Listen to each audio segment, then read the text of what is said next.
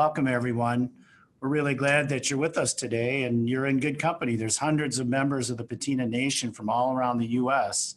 that are expected to be on our call today.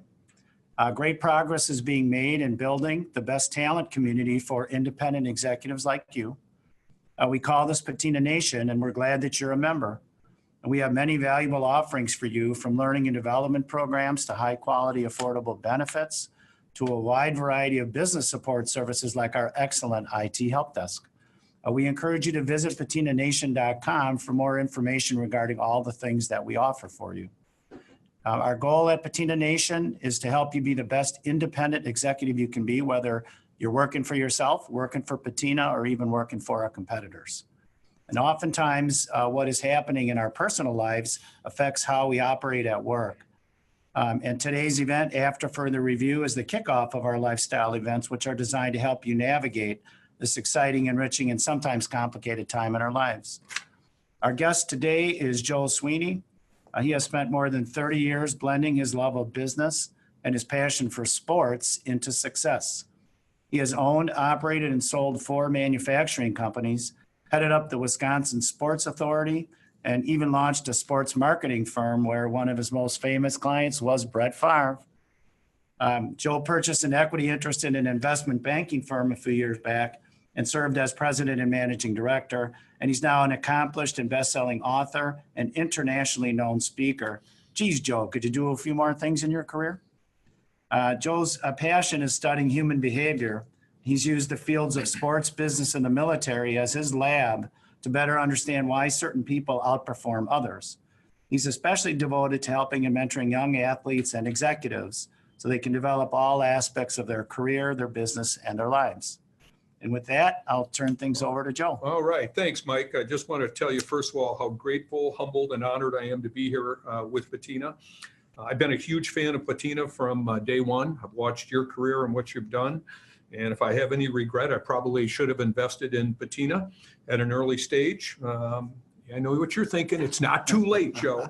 But I'm honored to be here today. And we're here to talk about After Further Review. And I really am excited to talk about it because the reason I wrote the book is really why Patina exists. Because all of us, I think, as we go through this journey in life and as things change, 2 words keep popping up. And it's a question: what's next? What do we do with our lives? And I think most of us kind of go through this thing called life. We start something, we do it for 30 years, and then we stop it.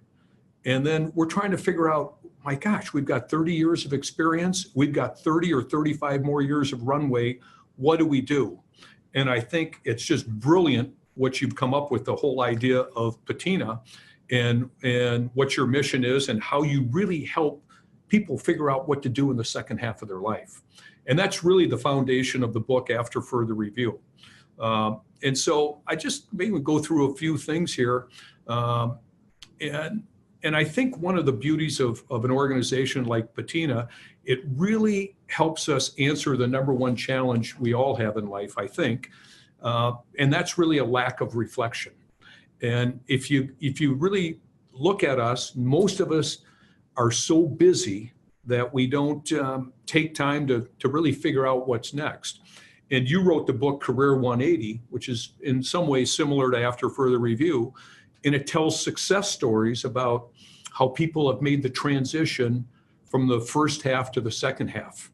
And I think, again, one of the tough things that most of us don't know how to do is, how do we reinvent ourselves for the second half of life? Now, I've been either praised or criticized for reinventing myself a lot. Some people call that adult ADD. But it's just, I think as you go through life, things change, and you try to figure out what makes sense and what doesn't make sense. So the book, really, After Further Review, I use several analogies from football. And Mike, you've been to a lot of NFL football games, and you know that if a coach doesn't like a call, he throws the red flag. And so what happens? The stadium gets quiet. Same thing happens, Mike, when you do some reflection, and the refs look at the play from every different angle. And when they finally get the call right, official turns on his mic and says, 3 words. What are they, Mike? After further review. You are one smart guy. You are. So if an NFL official could do that with a play of a football game to get the call right, what if we could all do that in our own lives?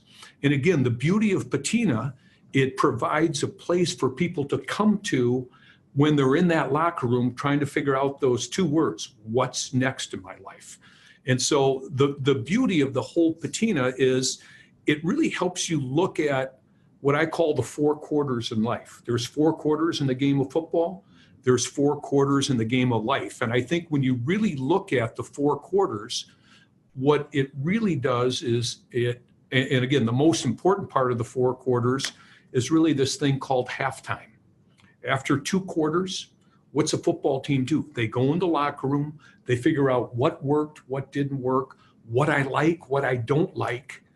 And then you make some adjustments and come out to the second half. And again, Patina provides that mechanism of a place where people can go to really kind of live their life's mission in the second half. I've got dozens and dozens of slides here, but I think one of the best slides here is something from a group called Age Wave from a friend of mine, Ken Dykewald, who's one of the top gerontologists in the country. He's studied the baby boomers for the last 45 years. And Ken comes out with this linear life plan. And if you really look at our lives, we're really set up linearly, where we get educated, we work, and we have a family. And then we have this thing called retirement. And it's where we really go to have leisure. Well, if you look at this linear life plan and go back 140 years, Mike, the average life expectancy of American male was 47. And even 50 years ago, when our parents retired, Mike, they'd retire at 65 and be dead at 67. Mm-hmm.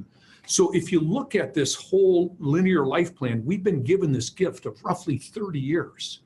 And the big issue most of us have is, what do we do?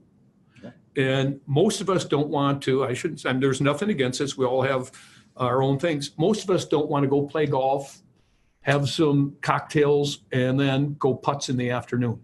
The biggest, one of the largest rises in depression is people in retirement. Mm. And I've interviewed hundreds of men, and they really feel they don't have a purpose or a place to go to. And again, I'm not trying to overly praise Patina, but since I'm on your show, I should probably say some good things about it. But what Patina does, it provides a home in a mechanism, in a vehicle for people to take that 30 or 35 years of experience and share that wisdom and knowledge with people who are really in the trenches. So that's what I love about Patina. And I think this linear life plan is really kind of, if you take a snapshot of that explains Patina. Mm-hmm. Where do I go in the second half of life? Mm-hmm. Yeah, Joe, when you talk about reflection a lot in this book, and, talk a little bit about people that reflect. Do they set it up as something they do on a regular basis? I mean, to me, it just seems that people are busy, and how often do they really take time to sit back and sort of take stock of where they are in their life, and that reflection that's really a big theme of the after. Yeah, that's a great question. And quite honestly, Mike, we are classically conditioned and trained not to reflect. Mm-hmm. Just think about this, Mike. You've been in business for 35, 40 years. 25 or 30 years ago, what was a sign of prestige?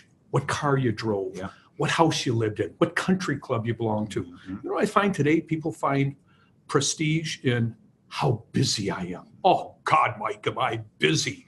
Like, what are people really saying? Look how important I am because I'm so busy. Mm-hmm.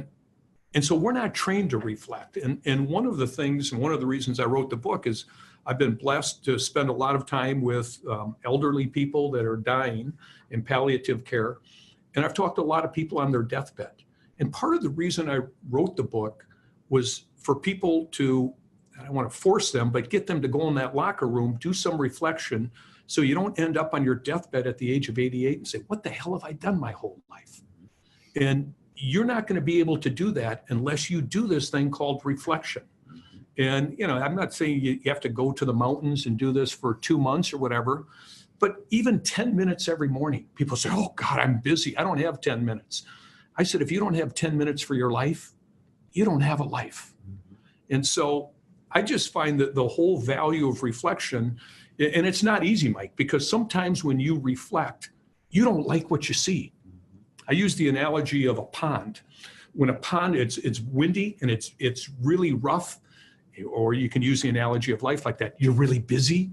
You can't see the bottom. You can't get deep. But when a pond settles, what happens? You can see the rusty bike tire. You can see the Coke cans. And sometimes when the reason we don't reflect is when we go into that silent space and do some reflection, we say, oh my God, I don't like what I see. And I may have to make a change in my life. Well, that's scary as hell for most of us. So we don't do it. So you know what we do? We just keep busy. And again, this whole game plan and business strategy of Patina really almost forces people to go in that locker room, and they're there. They say, what's next? Where do I go? Hey, we've got an opportunity and a place for you here at Patina. And so the reflection is, I think, one of the crises that we experience in America with this insidious disease called busyness. And so again, that's why I wrote the book. And it's just not reflecting, Mike, because most people who reflect, they'll call it navel gazing, where you just kind of look. It's really about reflection and taking action. And so, while a lot of people reflect, they don't take action. And again, the purpose of the book is to help the reader take massive action to make the changes they need in their life, so they don't end up on their deathbed saying, what the hell have I done these last 90 years? Yeah. It just seems to me that when you think about reflecting, it's probably a pretty uncomfortable thing for people to do. And yet, if all of a sudden it becomes a habit, then that seems like it's another busy to-do list item. So finding that balance between doing it enough and doing it in the right way so that it's impactful, versus having it all of a sudden be another thing that's on your busy list. Yeah. But, and I talk about this in the book, the whole art of reflection is not one more to do. And because I'm not into to-do lists anymore, I used to be. And I coach a lot of people. And one of the things I force them to do is to create a not to-do list. And sometimes when you reflect, you realize you can go to a place where you don't have to do a lot of things you thought you had to do before. And so you're right. For it, a lot of people create another, it's another to do. I think if you do a proper job of reflecting, you'll really go to a place where you realize what's important, what's not important, what do I have to do versus what do I get to do in life. Yeah, and everybody's got their own technique or style. Like for me personally, I walk a lot and I talk to myself, and I look like a crazy person walking around the neighborhood, but I don't care. Well, I thought about that. I thought that about you for a long time. That's my time to reflect, and I do it fairly often, just to sort of make sure I'm sort of thinking about everything that I'm trying to get done or leave as a legacy and things like that. So that's how I do it. And a lot of times, Mike, reflection, people think that, again, they have to go to the mountains in the Himalaya and meditate. Sometimes reflection, I know you're a big guitar guy. I'm a big fan of Saturday Night Folk when you play. That's part of your reflection and meditation. And the thing that I encourage a lot, and why your coaching business at Patina is doing so well, sometimes in reflection, we need to think our confusion out loud with other people. And that's the value of coaching. And it's just not reflecting. And because, Mike, sometimes when you talk to yourself, you start saying, my God, I'm sick of this guy who keeps talking to me. So anyhow, you're right on this. But one of the things, Mike, I just wanted to mention on this is, and I know a lot of people in the American dream say, okay, I'm going to get educated, I'm going to work, and then I'm going to do this thing called retire. If you really look at the word retirement, it means to withdraw, to fade away, and become less significant. I don't know about you, but I don't know who the hell would sign up for that. Exactly. And so, again, it's back to the Patina thing. Instead of retiring, why don't you figure out a way to refire your life?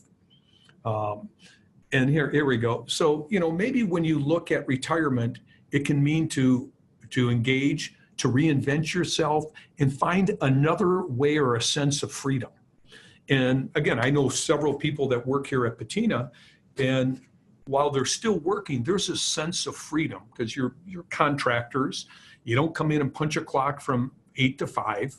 And you can many times do it on your own hours. There's a sense of freedom, but yet you're engaged. And many of the people that work here have an opportunity to reinvent themselves. That's why I'm a big fan of Patina. Yeah, when we started the company, it was really, the thought was we provide a new way to work, a different way to work. And that's really been helpful for a lot of people. Right. Did I give you my resume, Mike? Maybe. Yeah, send it to me, Joe. So, it's funny too when you look at retirement and aging and that type of thing. There's just kind of a fun little photo here. Remember this photo, Mike? This is Whistler's mother. When I saw the picture, I should have done this in black and white. When I saw her, I thought she was 95 years old. You know how old she was there? 65. Look how old people looked. Look at Sophia Loren at 65. I'm just saying, people live longer. We're healthier today. And again, one of the crises in America is what do we do for the next 30 years? Because what we've done is we've been trained really well for the first half of our life. There's virtually no training for the second half. Now you could argue, say that's why Patina exists. That we're kind of a training ground for people for the second half of their life.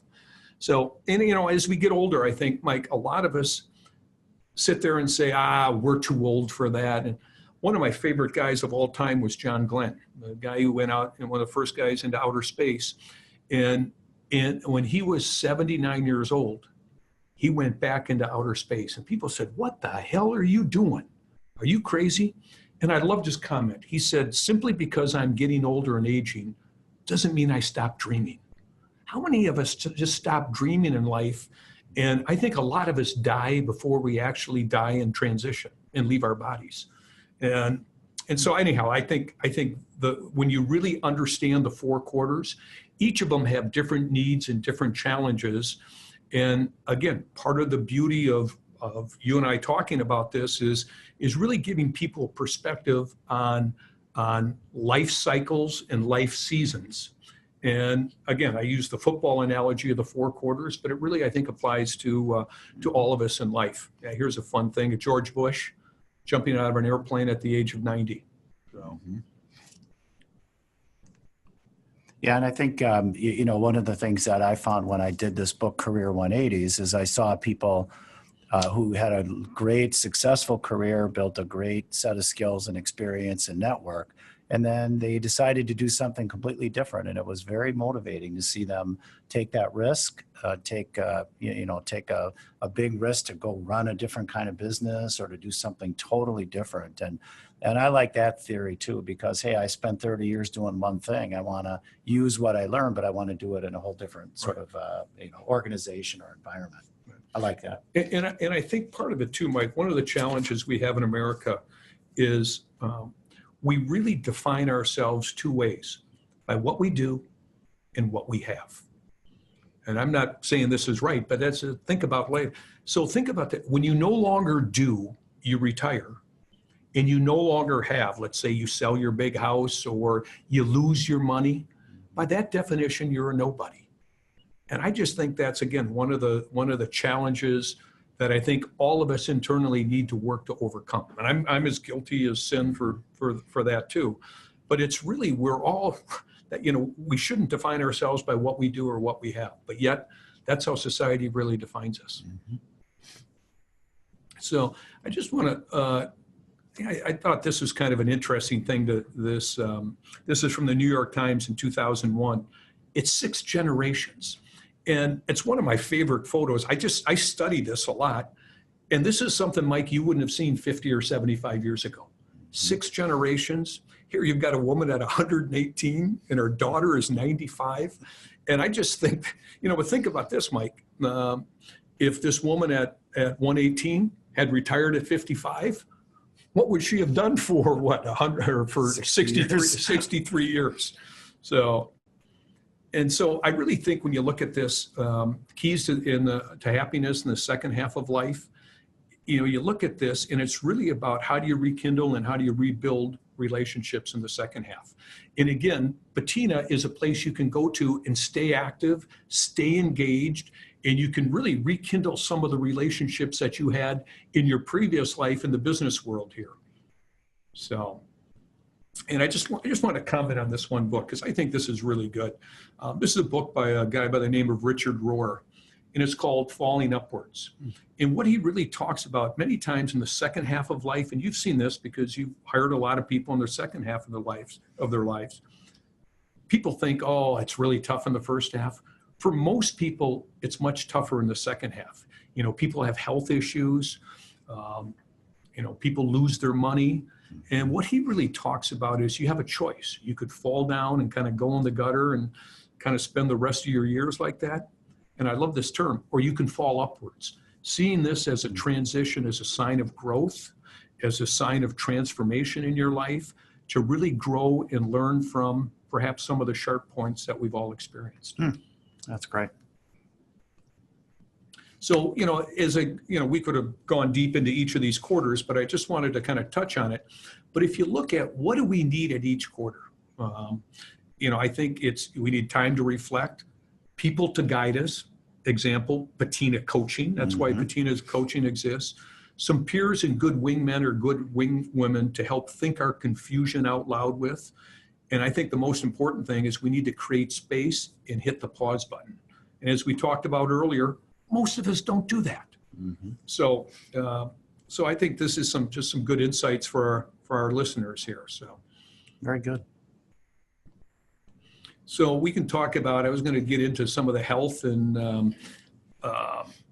but instead of that, I think one of the things I just want to touch on there, I have a chapter in the book called Metrics.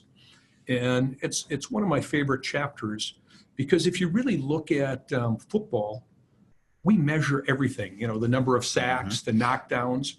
I don't know if you know this. I've represented a couple of pro football players. The quarterback rating, I had no idea what went into the quarterback rating. And I mean, it's a formula, 2 feet long to try to figure it out. But if you look at how we measure everything in football, business is that on steroids. What's our return on assets, return on investments? And I think one of the really tough questions, and we think about metrics, is how would you measure your life if it really turned out great? And what metrics would you use?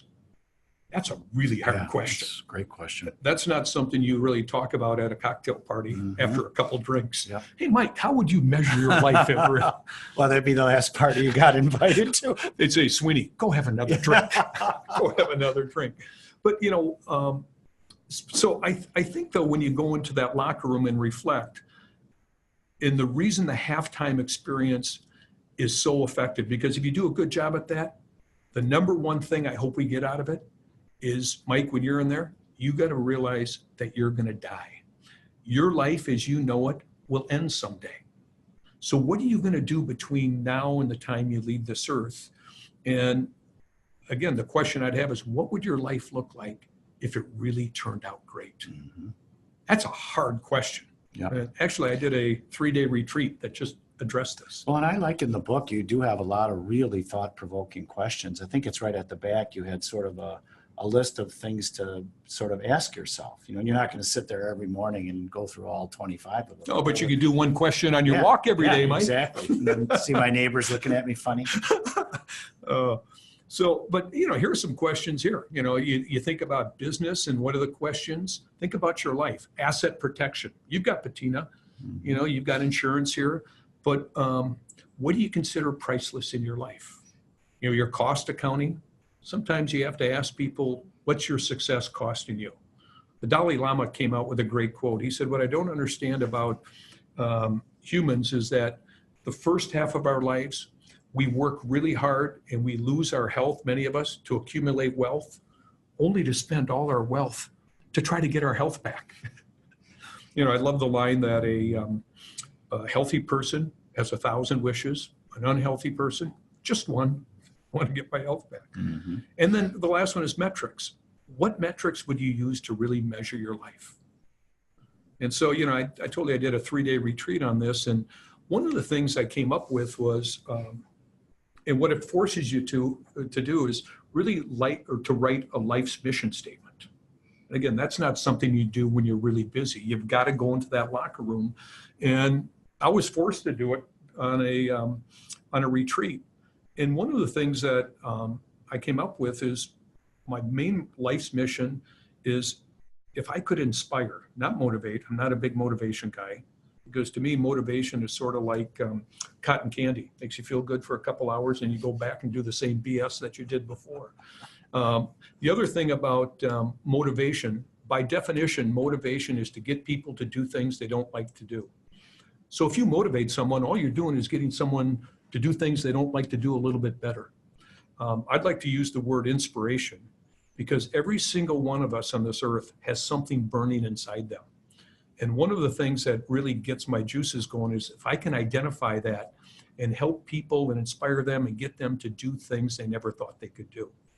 So I worked with a coach and at this retreat, and my life's mission is to inspire, not motivate, 100 million people, and to get those people to do things they never thought they could do. Now you're rolling your eyes saying, where the hell do you come up with 100 million? And actually, you would appreciate this, because I started with 1 million and kind of broke it down. And then I went to 10 million. And my coach said, why so little? And so while I was setting this goal, Mike, like you, I'm working on guitar. I Googled Jason Mraz, the song I'm Yours. Mm-hmm. He has over 420 million hits. Wow. And so I just said, if I could scale this, figure out a way, if I could come and speak to 100 people and each of those people could go out and inspire 1 million people, I've reached the goal. Mm-hmm.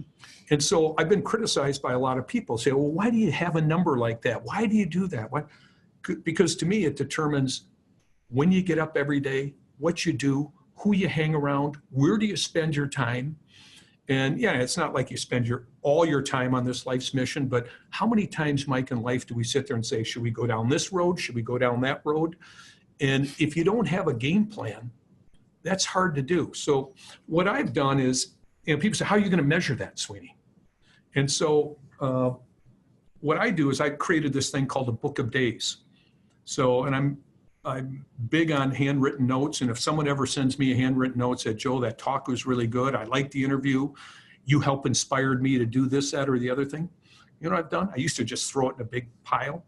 I hired someone who was very anal, and she organized all these books. And so days I don't feel so good, Mike, I go read these books. Great idea. And so, and I feel terrible because I cleaned out my emails. I had like 140,000 emails that I just cleaned out. No, I'm not Hillary Clinton. I didn't. Sorry. Sorry, Mike. But a lot of those emails had thank you notes and all that.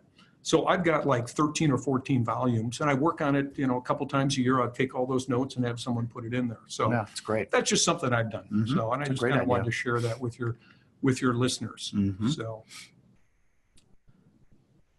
So one of the things maybe we could end up with here is, because I want to leave some time for Q&A. One of the things I wanted to really end up with, Mike, is and it's really the conclusion of the book, and it's really this thing called time. And, in a football game, there are final ticks on the clock, and you know where it is. In life, we don't know when the final ticks of the clock are going to happen in our own life. And so I always kind of try to reflect on time, and I'll ask you a question, Mike. Mm-hmm. Do you know how long the planet Earth has been around? 6 billion years or something? Not bad. It's 4.6 billion years. Okay. And you know how long we've been around as Homo sapiens? A couple thousand years? Somewhere based on research between 160 and 190,000 years. And the only reason I bring that up is it's a great tee up for the conclusion. But Mike, you can't get your mind around 4.6 billion years or 180,000 years. But Mike Harris, you can get your mind around what 24 hours is, because you live in a 24-hour world. So Mike, if you were to take planet time, 4.6 billion years, and condense it into one day, 24 hours, and you looked at Mike Harris's life, and let's just say you lived to be 90. Mm-hmm. Your life in planet time represents less than half a second. Wow. And as I look at you, you're thinning on top like me, you're getting a little gray hair, you're halfway through life, maybe more. So Mike, I don't know how to break this to you, but you've got less than a quarter of a second to live. Now, Mike, it's not a tragedy that you've got less than a quarter of a Where's second my to live. guitar? I'm going to start singing. No, it's not a tragedy, but a tragedy is if you waste it. And so the way I measure life right now, Mike, I never say how old I am. I have no hang up about age, and but I live 21,743 days. Not that I counted, but I have. And if I can live to be 95, I've got roughly 14,324 days left. So I call them QDRs. How many quality days remaining do we have? And there's no guarantee, Mike, that it's going to be great quality days, because people get sick, things happen with health. And so what I usually try to do is to end my talks with an exercise called someday versus today.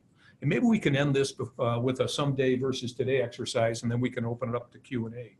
So I just ask the audience, have you ever said, someday I'm going to? You know, just kind of hit the pause button right now. If you got a piece of paper there and a pen, or just reflect and come up with 2 or 3 things that you said someday you're going to do. Someday I'm going to learn the guitar. Someday I'm going to write that mentor who helped me and said, thank you. Someday I'm going to call that jerk that screwed me in business and say, I forgive you for everything. You know, someday I'm going to make a will. So write down something that you said someday you're going to do, and just reflect on it. And then I want you to go into today. What did you do today? And you know, if you're like most of us, it's pretty typical. What do we do, Mike? We wake up, turn on our iPhone, read our emails. Some of us check Facebook, and we see the perfect lives that our friends have, and then we're all pissed off, and we go down to breakfast, and we come to work. You know, we open our emails, do some meetings, pick up our kids from school, have some dinner, and maybe we were going to go read a good book or learn the guitar or something, and we turn on the TV, have a couple glasses of wine, watch those sitcoms. Boy, those sitcoms are sure funny, aren't they? And then we're going to go upstairs and connect with our significant other, and he or she is sound asleep. And we get up and do it all again the next day. Now, I'm not criticizing any of us for our lives, but I think if you really want to make a difference, if you really want to move the needle in both your personal and professional life, you got to figure out how to flip those two and figure out how to make someday today. And Mike, I look at your life and I see, you know, you could have retired after you sold your first business, but that didn't satisfy you. You could have done, you know, just kind of hung it up. You had enough money. You picked up guitar. I've watched all the things you've done. You've rebuilt this incredible business called Patina, and you're a living example, Mike, of how to turn your some days into today. So I just want to tell you how much respect I have for you and what you've built here at Patina. And when I leave here, maybe I'll leave my resume. Maybe. But so, I appreciate that. Joe, what about with all the computer, the technology and the apps and all the different kinds of things that distract people? How does all that impact, in your opinion, how people are reflecting on their lives? What's it doing to our ability to step back and sort of get a sense of where we are and what we're trying to do and do some of those things, get them done, if you're buried in the computer all the time? Well, it's one of the things that creates this whole epidemic of this sense of busyness. And I think it's a huge detraction. And it really is funny when you look at the word technology and all the technology developments. Do you know what or why technology was invented? So we could make our lives simpler, so we could focus on things that are really important. When I read, and I'm on Facebook, I call it fake book most of the time. When you go to fake book and and people are obsessed with it. So go back to the definition of technology: to make our lives simpler so we could focus on more important things. I don't get it. And so but I think the real tragedy of technology, and it's great, is that we think we can connect better with people through technology. Now, I know Patina's big into LinkedIn, and that's great. But I have a whole talk on networking. I call it networking, but it's really about connection. And I think that's the number one thing when you cut through all the crap in life. That's what I think we want more than anything, to connect with ourselves, to connect with other people. And I think one of the tragedies of social media is, Mike, we think we're better connected. I would argue we're more isolated now than we've ever been. Mike, you could get up every morning in your home, in your underwear, I know a scary thought for all the listeners, and you could be on your computer thinking you're really connected. As one of your sayings here at Patina is, when you meet face to face, you can see eye to eye a little bit better. And I just think this whole idea, you talk about the busyness, I think what's worse than the busyness is the lack of connection. And I think if I'm somewhat true on my analysis that all of us want to connect more deeply and have more meaningful relationships, I think technology is something that really has not helped that in the cause. So you've got the busyness thing on one end, Mike, and then you've got the disconnection on the other end. Yeah, great, thanks. There's a question that came in about repeating the keys to happiness in the second half. Can you do that, Joe? Oh, I can do anything, Mike. This today is like Burger King. They can have it your way. Keys to the second half, okay. As you can see, we went through. Yeah, a lot of slides there. Got a lot of slides, but you never know. Okay, keys to happiness in the second half. Loving family and friends, about 70% is what people thought on this. And this, by the way, comes from Age Wave. This is Ken Dykewald. Keeping fit, that comes back to the whole idea that a healthy person has 1,000 wishes, an unhealthy person just one. Not having enough money or worrying about that, that's about 50%. And staying young at heart. Now, he did the research. I buy his research. I think a lot of us, I would, if I did this study, I would assume that the staying young at heart would be much higher than that. Because I think a lot of people want meaning and purpose. I'm starting to rethink that, Mike. I think most people want to feel alive. Because as I said earlier, I think most of us die before we actually die. Mm-hmm. So I hope that answers for the person that asked the question. And then somebody asked us a question about, when you're going to bring your leadership skills that you've honed in a certain industry, let's say, or a profession, and you want to do something new, like these Career 180 stories I did. How do you sort of break through the barriers that might be there? If they're doing an interview for a new executive director and you don't have any experience in a nonprofit, how do you get through some of the hurdles? Do you have any insight? I think number one, it's a mindset. And what I would do, and as I said, I coach a lot of people too, I would try to really challenge their mindset. And even though they don't know how to be an executive director, I think a great line to tell all these people, because you do this at Patina, is get them in the mindset that I know how to go from I don't know to knowing. And if you look at anyone who's had some success in business, they've all had that. Every day, Mike, you come in here and sometimes you don't know what the hell is going to happen, mm-hmm. But you have enough experience and confidence in yourself to go from, I don't know what this challenge is going to bring, but I've had enough experiences where I've met challenges and I know how to overcome them and work through them. So I think a lot of it is go back and reflect on your own experiences, because in a 30 or 35-year business career, we've all had ups and downs.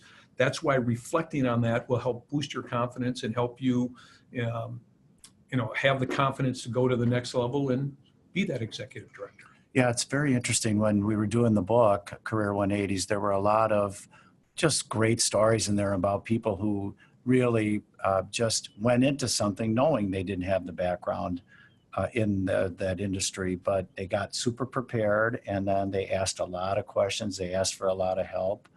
And they work through it, and they sort of admitted, I don't really know about this, but I'm going to make sure I start to learn. I'm a fast learner. I'm going to ask people in the industry or the area that I don't know about to really help me. So if you really want to take a look at that and see some excellent stories about how people very successfully, but by the way, everybody's always, it's a risk, and they're nervous because they were very successful in one particular career. And it takes a lot of courage to then go and do something completely different, because you could fail at it. I don't think you're going to be a failure if you take the risk and go try something different. I think that's actually very energizing. I actually don't believe in failure, Mike. Yeah. I think of, again, our mindset. We're either successful or we failed. One of the challenges that we have in this country with entrepreneurs is we don't encourage failure. You go to other countries, and unless you failed 5 or 6 or 7 times, people say you don't have any experience. So I don't think you really fail at anything in life. I think you try things and you have results. And people say, oh, that was a terrible mistake you made, Mike. If you really look at the word mistake, most times it's just a mistake. And do it again. But too many times I think we have something that doesn't work out. We are labeled, or we label ourselves a failure. We stick our head in a hole and we walk around the next 30 years and say, oh God, we're a failure. So I just don't believe in that. Yeah, I do, of course, a lot of interviewing. And when I see someone who took a risk, went to maybe an early stage company and then now is back in the marketplace, I don't view that as negative at all. I view it as a positive that someone took the risk and, carefully and thoughtfully went into it. I like that. I think the best interview question, Mike, because what do we all do in interviews? You're guilty of it. I'm guilty of it. Mike, let me tell you all the great things I've done. Let me tell you how great I am, Mike. You know what I love asking people? Tell me your biggest 3 failures and what you learned from it. That's when you really get to what if they say they don't have any? Then I say, next. Interview's done. Over. Yeah, interview's done. None of us are that good. So Joe, here's another question for you. So what if I've taken a sabbatical to help out a family member? Very common. Are there any tips when you're trying to then reemerge back into the workplace, either in something new or just back into a career you're? That's a great question. And it's not so much how do you get re-engaged. I think what happens when you get off the playing field, you want to really know, how do I get back on the playing field? About 8 years ago, Mike, as you know, I wrote the book, Networking is a Contact Sport, how staying connected and serving others can grow your business, expand your influence, or even land your next job. That's the subtitle. So I put a chapter in there called Networking in the Unemployed. And it's this person who's on a sabbatical, to answer the question, is probably somewhat unemployed. So, and when I wrote the book, there were 18.5 million unemployed people in America. So I dedicated the chapter to those 18.5 million people. And actually I said, if you read the book and you do some of the lessons and you don't have a job offer within 60 days, I'll refund the money for the book. Plus I'll write you a check for $250. Now, if you do the math, Mike, 18.5 million times 250 is about $4.1 billion. I don't know how to tell you this, but I didn't have it. So you could say, was that a risk? You know what's funny? Not one person called me and said, hey, I did this. I want my $250. But here are the 3 things that I said. For the person who's on a sabbatical, or if you're unemployed, do these 3 things. Number 1, go volunteer. I don't care what you volunteer. If you're a Democrat, go to the Democratic Party. If you're a Republican, go to the Republican Party. If you've been touched with cancer, go volunteer at the MAC Fund at one of the events. So go volunteer. People would say, my God, I need some money. That's where you meet people. Number 2, go do a job that you think you would just love to do and do it for nothing. Like if you want to be on TV and there are no job openings, tell them you'll go work for free. You'll empty the waste baskets. You'll carry cables just to be in that environment. And number 3, go counsel people. You're saying, what the hell are you talking about? I'm unemployed. I need counseling. When you go counsel other people, it gets you outside yourself and you realize, you know what? A lot of people have bigger problems than what I have. So when this person's on a sabbatical, to get back in the game, I'd say go volunteer at something you're passionate about, or go do a job for free that you think you'd love. And 3, go counsel other people. Yep. Very good. So we have a question here, a comment, and then a question. Isolation is often caused by technology and losing some of the face-to-face connections. You said that, Joe. So the question is then, how do you bridge this divide with technology when you're working with millennials, the millennial generation, who live this way? Yeah, that's a great question. That's a great question. And if I had the answer, I'd be down sailing in the Caribbean right now, Mike, but I'm not that smart. But here is the whole idea of isolation in this is I think there's a great role for social media and technology. It's to do research. It's what you do at Patina all the time. Who do we have connections on LinkedIn? You can, and I wrote a chapter on in networking about networking in the technology age. And I said, social media and technology is going to change the way that we market, the way we sell forever. It's not going to change. But that's not the all end all. You can get good research, good information. But if you really want to make a difference, you got to go face to face. And I think the lesson for millennials is, let's just say, Mike, you were a millennial in the investment business, and I sold my business for $10 million. I'm not going to invest with you because you and I are Facebook friends or we're connected on LinkedIn. You know why I'd invest with you? If you show up at my kid's high school football game, because you know what? I know you really give a damn about me and my family. Not because we're social media friends or you posted something cute.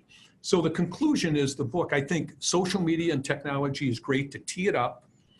But if you really want to close a deal and make things happen, you got to, like that old AT&T ad, reach out and touch someone. And I think, and the conclusion of the chapter is, I think touch trumps technology every day. That's my personal opinion. Excellent. Well, I know one personal example. If I call my daughter Claire, who lives in Brooklyn, if I call her cell phone, no answer. But if I text her, instantly she's back to me. But I will say also, what I see a lot, and it feels like it's almost swinging a little back, where like if I write my daughter Claire a letter, or grandma writes her a letter, she can't wait to get a piece of mail and open it up. There's still a sort of a human connection on that stuff. I'm doing a TED Talk next month on basically that, what you, excellent. And it's basically about connection. I use the word I use is networking, but it's the value of connecting. And I sort of feel like, I guess our generation, I view that as my responsibility. God, you sound old. My generation. I'm only 58. Here's a question. Interesting. How old is too old for starting a high-tech startup? First of all, that's a bad question. I'm sorry. The people say there's no such thing as bad questions. Sometimes you're never too old for anything. Look at this. Colonel Sanders started Kentucky Fried Chicken at 66. I just talked about John Glenn went out into outer space at 79. Michelangelo, think about this. Back then, people died at the age of 39. He lived to be 87. At the age of 83, Michelangelo redesigned all the buildings in the Vatican. Wait a minute, she just said it. How old is too old? You're never too old. Yeah. Think about Frank Lloyd Wright. He designed Guggenheim. He was 85 or whatever. He did most of his best buildings after 65. Yeah, but he never paid his bills either. He never paid. He probably had more enemies than friends at the end, but that's okay. But you're never too old for anything. Yeah. Joe, anything else you want to add as you think about the different books that you've written and just around reflection, just to sort of sum up your feelings about it? Yeah, I think, as I said, Mike, I've written 3 books, and I think each book has a progression. And when I wrote Networking, it was really, I wrote it on a whim. Networking is a contact sport.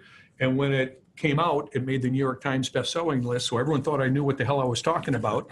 So they said, would you come and speak? And it really kind of transformed my life. And, you asked about some of the books. After about 100 or 150 talks, I started hearing people say, could you come in and help move the needle for my businesses? And as I mentioned earlier to you, I'm a human behavior junkie. I love figuring out what makes people tick. So when you say moving the needle, what does that really mean?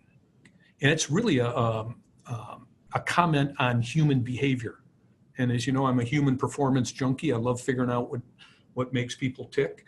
And so I wrote that on really human performance and how do you really get more clear, get free, and get going in your career, business, and life.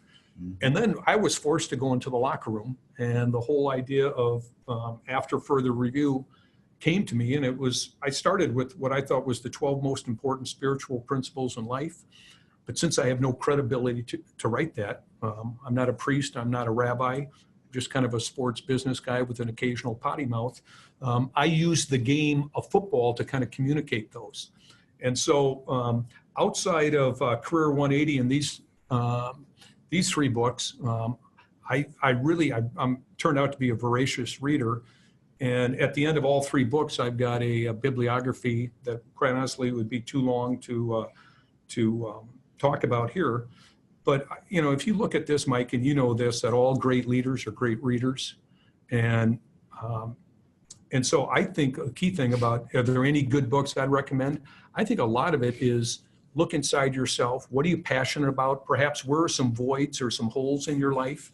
And you can Google anything these days on any topic, and you can get a list a mile long. Yeah. Joe, there's another question about this journey, this sort of, thing you're talking about here as you go into the 3rd quarter and the 4th quarter.